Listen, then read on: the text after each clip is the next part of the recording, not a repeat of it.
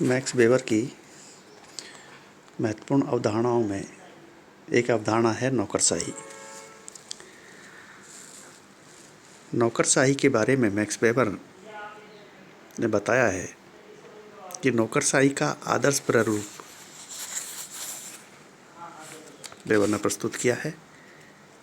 19वीं शताब्दी में नौकरशाही पर अनेक विद्वानों ने अपने अपने विचार व्यक्त किए, किंतु वेबर ने नौकरशाही की विशेषताओं, उत्पत्ति एवं कार्यों पर विचार व्यक्त किए। आपने आधुनिक प्रशासनिक व्यवस्था एवं पूंजीवादी अर्थव्यवस्था में नौकरशाही को अत्यंत महत्वपूर्ण व्यवस्था के रूप में स्वीकार किया।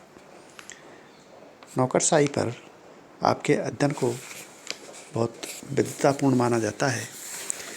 नौकरशाही प्रशासन का एक ऐसा तरीका है जिसमें कार्यों का स्पष्ट रूप से विभेदीकरण पाया जाता है।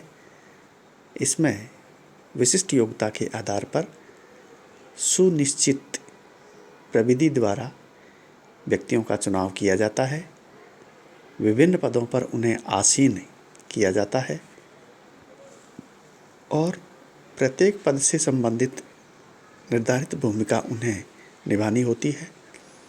विभिन्न पदों में एक संस्तरण अर्थात उतार चढ़ाव की एक प्रणाली पाई जाती है। नौकरशाही से संबंधित सभी अधिकारी अपने दायित्व का निर्वाह सामान्य नियमों के अंतर्गत रहते हुए ही करते हैं। नौकरशाही का संचालन जन्मजात लक्षणों के आधार पर नहीं किया जाता, वरन इसका आधार विशेषीकरण है। अंग्रेजी का ब्यूरोक्रेसी शब्द फ्रांसीसी भाषा के शब्द ब्यूरो से बना है, जिसका तात्पर्य मेज या डेस्क से है।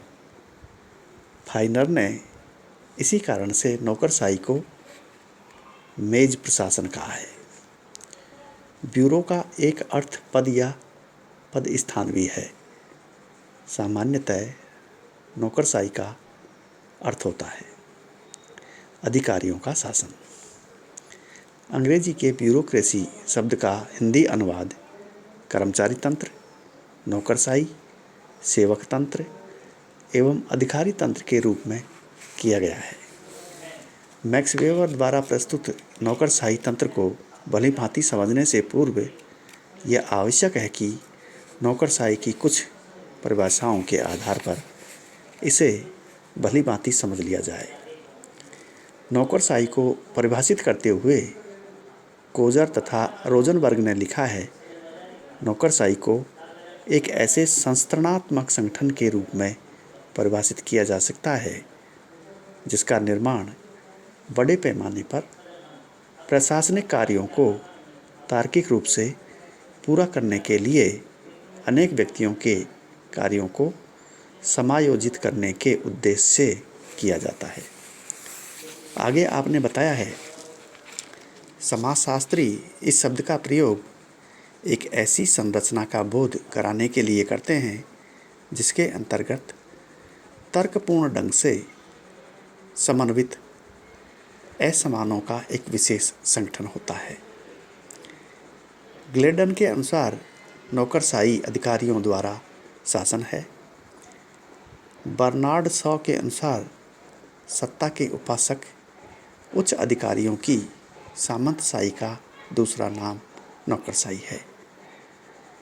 कार्ल फ्रेडरिक ने लिखा है, नौकरशाही तंत्र उन लोगों के पद सोपान कार्यों के विशेषीकरण एवं उच्च स्तरीय क्षमता से युक्त संगठन है जिन्हें इन पदों पर कार्य करने हेतु विशेषतः प्रशिक्षण दिया जाता है।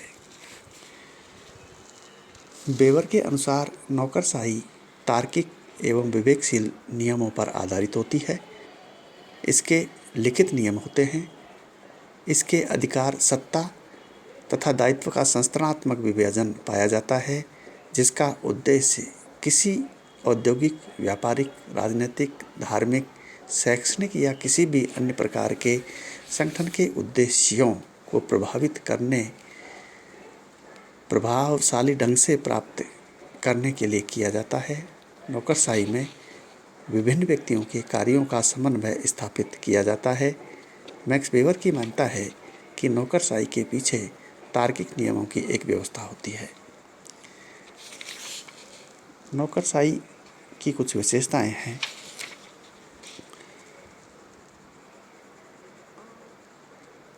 जैसे पहली विशेषता है प्रशासकीय नियम। एक प्रशासकीय ढांचे में शासकीय कार्य निर्धारित नियमों के अनुसार संपन्न होता है। ये नियम स्थायी होते हैं तथा निरंतर इनका पालन करने की एक व्यवस्था होती है। नियम किसी व्यक्ति विशेष को ध्यान में रखकर नहीं बनाए जाते, वरन किसी पद से जुड़े हुए होते हैं। विभिन्न पदाधिकारियों के कार्य नियमों द्वारा परिभाषित और स्पष्ट रूप से विभाजित होते हैं।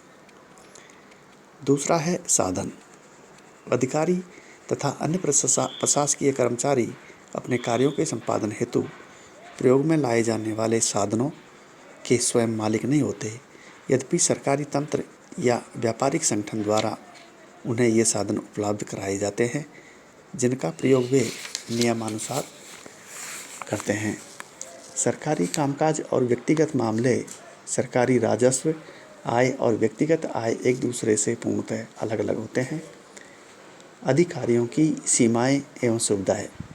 विभिन्न पदों पर आसीन व्यक्ति अपने पद का उपयोग निजी या व्यक्तिगत संपत्ति के रूप में नहीं कर सकते। वे इसे बेच, खरीद या हस्तांतरित नहीं कर सकते।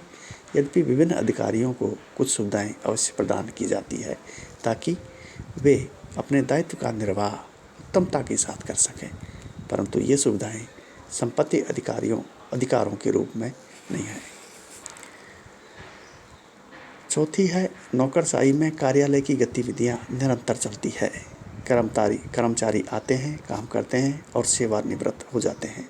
कर्मचारियों की इस गतिशीलता के रहते हुए कार्यालय का कार्य निरंतर चलता रहता है। अगला है स्पष्ट एवं निश्चित कार्य क्षेत्र। नौकरशाही के नियमों द्वारा विभिन्न पदाधिकारियों में कार्य, अधिकार एवं सत्ता का स्पष्ट विभाजन पाया जाता है। अगला है भर्ती पद्धति। नौकरशाही में अधिकारियों और कर्मचारियों की भर्ती प्रतियोगी परीक्षाओं एवं साक्षात्कार आदि के द्वारा होती है, न कि किसी व्यक्ति विशेष की इच्छा एवं मनमानी से। संस्तरण। नौकरशाही संगठन के विभिन्न पदों में उच्चता एवं निम्नता का एक निश्चित क्रम पाया जाता है। लिखित दस्तावेज। नौकरशाही में दफ्तरों का कार्य लिखित दस्तावेजों द्वारा संधारित होता है। प्रशिक्षण। नौकरशाही का कार्य जटिल एवं विशेषीकृत होता है, अतः संबंधित कार्यों को सुचारू रूप से संपन्न करने के लिए अधिकारियों को प्रशिक्षण दिया जाता है। पदों के एकाधिकार का अभाव। नौकरशाही में किसी भी पद पर किसी भी व्यक्ति का एकाधिकार नहीं होता है, अतः आवश्यकता अनुसार अधिकारियों के स्थानांतरण भी किए जाते हैं। नौकरशाही में अधिकारियों की विशेष स्थिति होती है। दफ्तर का कार्य अधिकारी लोग एक पैसे की तरह करते हैं। इसके लिए वह प्रशिक्षण प्राप्त करते हैं, प्रतियोगी परीक्षाओं में बैठते हैं और वे अपने कार्यों के प्रति ईमानदार होते हैं। नौकरशाही में कर्मचारियों को साधारण लोगों की अपेक्षा उच्च प्रतिष्ठा प्राप्त होती है। तो इसकी ये कुछ विशेषताएं थी नौकरशाही की। धन्यवाद।